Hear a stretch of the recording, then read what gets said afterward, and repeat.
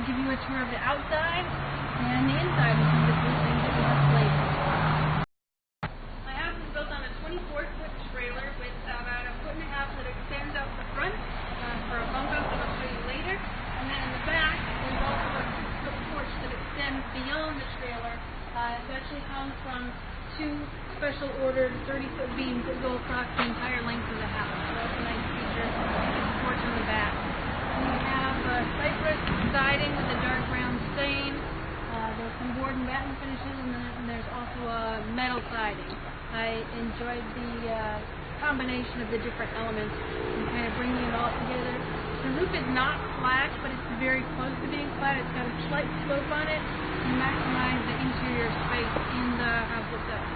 Alright, we're on the side of the house with me. Up here, above this bump out, we have the air conditioning, the exterior part of it.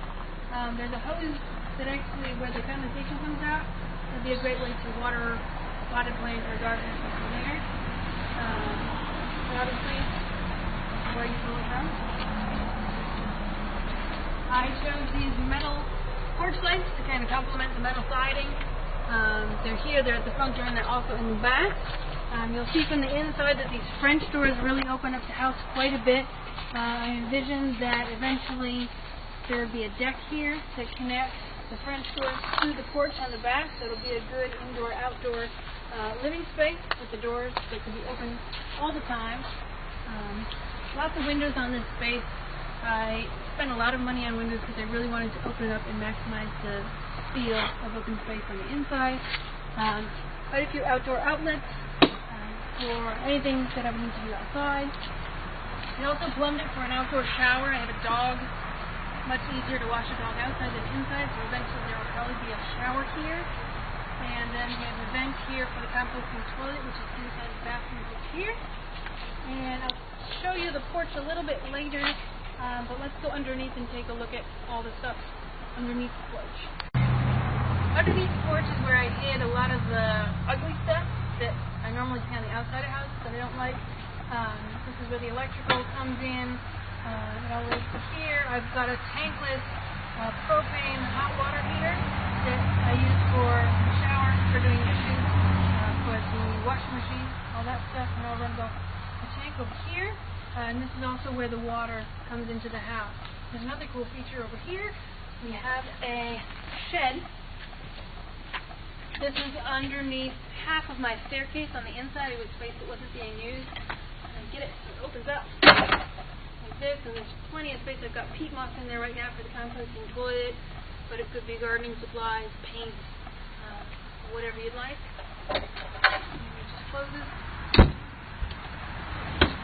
So, that's where basically my garage down here. And I've left these beams up so that I could put in some lattice and enclose the whole thing. Probably put a little gate on it. I could put my bike in it.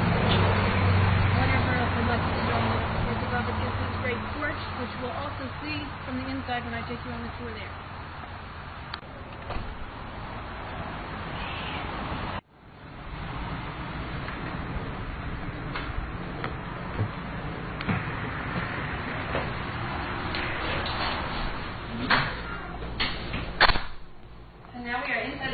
And this is the main living space. This is going to be the living room. All the doors, I make sure I have a lot of doors to really open up the space. I have a set of French doors here. All the doors have between the glass mini blinds, up and down and into as well. My dog likes to see outside. And the front door as well over here. Above us is the mini split air conditioning and heating unit, which works really well. It takes about 5 minutes to completely heat or cool this entire place. In the floor, we have in-floor storage. Pull up. Right now it's still paint and hardware and everything from finishing the house, but I have 4 of these huge bins that go all the way back to here. There's quite a bit of storage space. In this space here, I'm going to have my digital piano, which fits exactly in this space, and then in front of this, I'm going to build an L-shaped sofa here, probably with a television over here, and lots of storage inside the couch. There's lots of windows throughout the entire space. this living area opens up right into the kitchen area over here. I did butcher block countertops, partly for cost, but also partly for looks. I ended up doing drywall in the main area. I really like the look of drywall, but I wanted to include much more wood and natural looking elements. So I included the butcher block countertop over here and in this dining area. Also complemented the floor.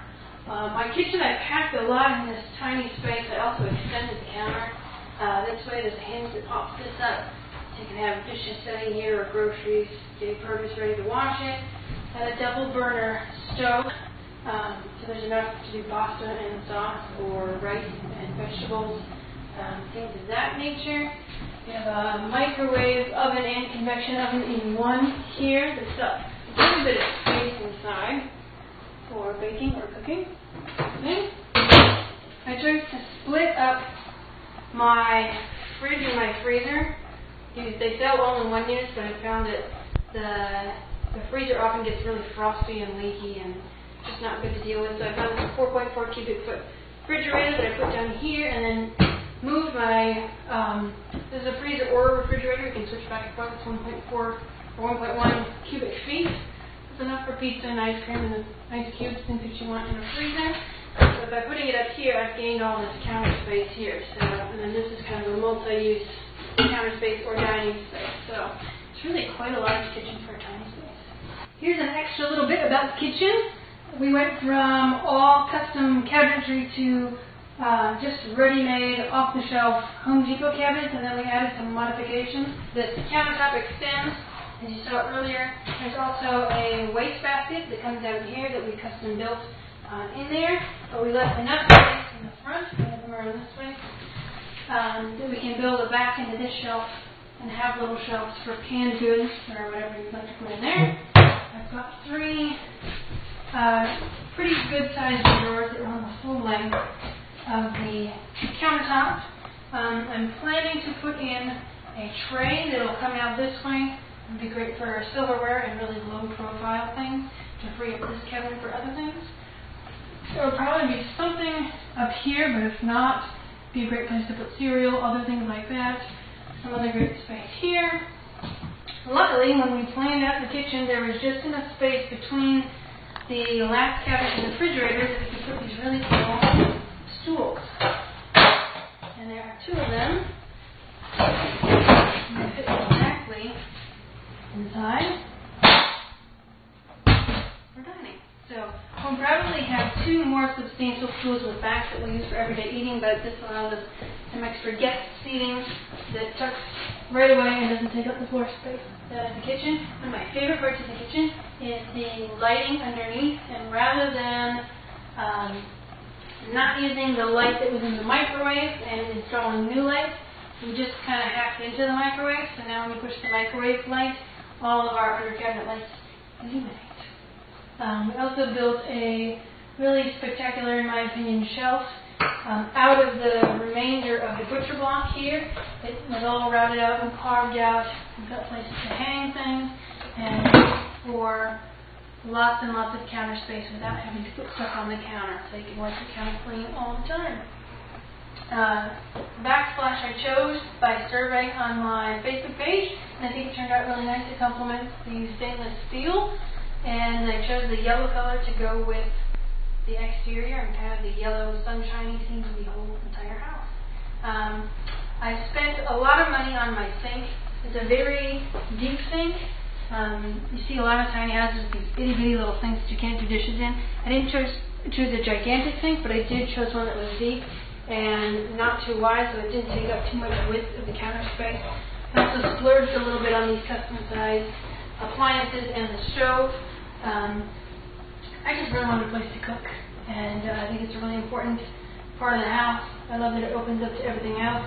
We had a party here a couple of weeks ago, and just opening up these French doors, preparing food, setting food here, it just opened up, and it was just such a great usable space. So I really recommend, if you're planning a tiny house, to do the extra work to plan a kitchen and spend a little bit of extra money on things like the sink, like the sprayer, things that are all-in-one that are clean and can tuck away. So that is my kitchen. Down this hallway and to the right we have a bathroom. There's going to be a sliding door here. It'll probably be made out of a combination of fabric and wood. It'll slide open and close. Just want to go this way. We've got one of my favorite features of the house. This is my 54-inch bathtub and shower. I really used a lot of space to get a good sized bathroom. I lived in a tiny house before, and the one thing I really missed was the bathtub. And, if you look over this way, the washer and dryer. I'd read a lot of reviews about the all-in-one units, and they took way too long to complete a cycle. A lot of them had like a 1 cubic foot capacity, which is smaller than my microwave. So I wanted a normal sized washer and dryer. We tested the washer today, and it only takes about 45 minutes to wash things. It seems to get things pretty clean. We're going to test the dryer in a little bit. The timer does go up to 140 minutes, so I assume it's going to take a little longer than a regular dryer, but I can run them both off the electricity that I put in the house. They don't require more electricity like the ones in a typical house. People ask me about my composting toilet probably more than anything else. This is the composting toilet we chose. It's an airhead. It's smaller than the Nature's Head. It's meant to be used in boats. It's shorter this way. I think it's shorter this way too. Pretty easy to use, number one, and number two, there's a flap that opens to do your business in there, and then there's a crank. You crank to kind of mix it in, keep it from smelling, and then this plug over here, there's a fan located in this side that constantly pushes air out, so there should be zero smell. This is where the liquids are collected, and you have to empty that occasionally.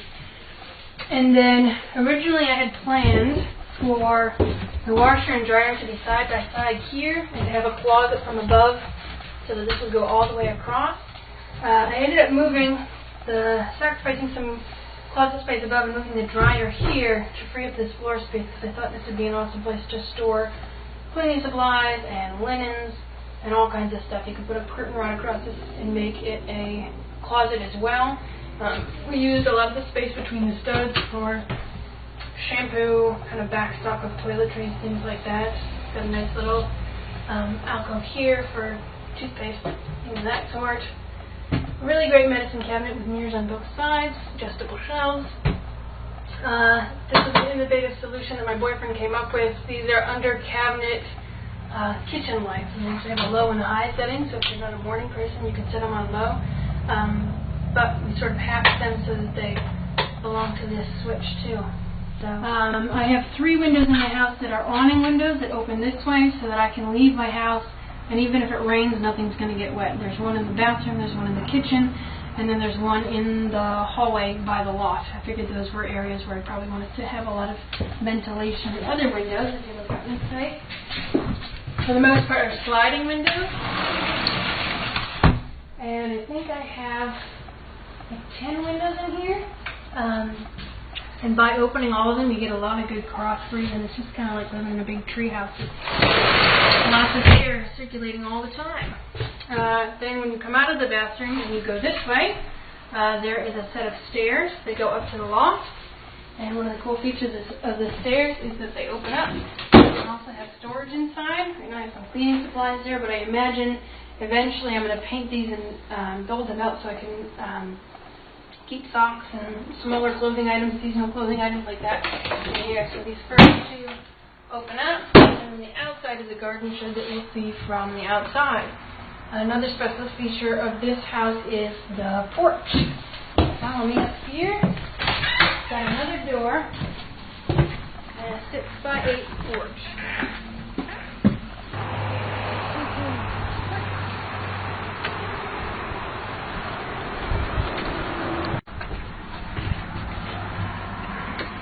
The loft is the bedroom, and it's also the closet. We've got this great closet which is 4 feet long and 2 feet wide. It's going to fit a good amount of clothing. I'll probably also put a shelf in here or put some bins in here that open up this way for shoes, things like that. One of the ideas I've played around with is actually putting in a laundry chute down here or in the bottom of the closet so I can get dressed right here and just throw my dirty clothes into the bathroom and for the washer and dryer. This loft is exceptionally big for a tiny house. It actually fits a king-size bed. It spans the whole width of the house.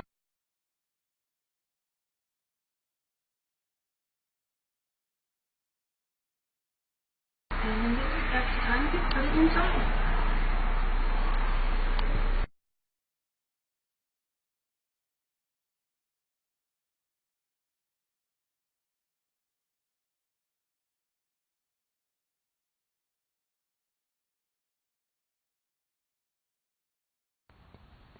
Just want to say a quick word about Trekker Trailers here in Leesburg, Florida, and my friend Andrew Bennett. He and his team have been awesome throughout the building of my tiny house. Let me keep it here because I worked on the inside of it. And it's a great place. They're friendly guys. There's very few places I know of where you can go see tiny houses in progress. I think they have 4 different tiny houses on display here, and they do custom campers. They've got every tool that we needed. They were understanding as the process went on and helped me with things, gave me advice on things. So if anyone is looking to build a tiny house, and there's so many people who have tried to do it themselves and it's gone from a 6-month project to a 3-year project, you really can't go wrong if you just have a shell built by someone who's done this a million times, and spend your time and your energy really doing the fun stuff on the inside and doing the planning. Andrew was there every step of the way, from looking at my SketchUp files to installing drywall, running the electrical, all that sort of stuff, and even helping me find a way to move it from A to B when the time came. So thanks, Andrew, thanks Trekker Trailers, and thanks everybody for watching and supporting me in my tiny adventure in the past 6 months.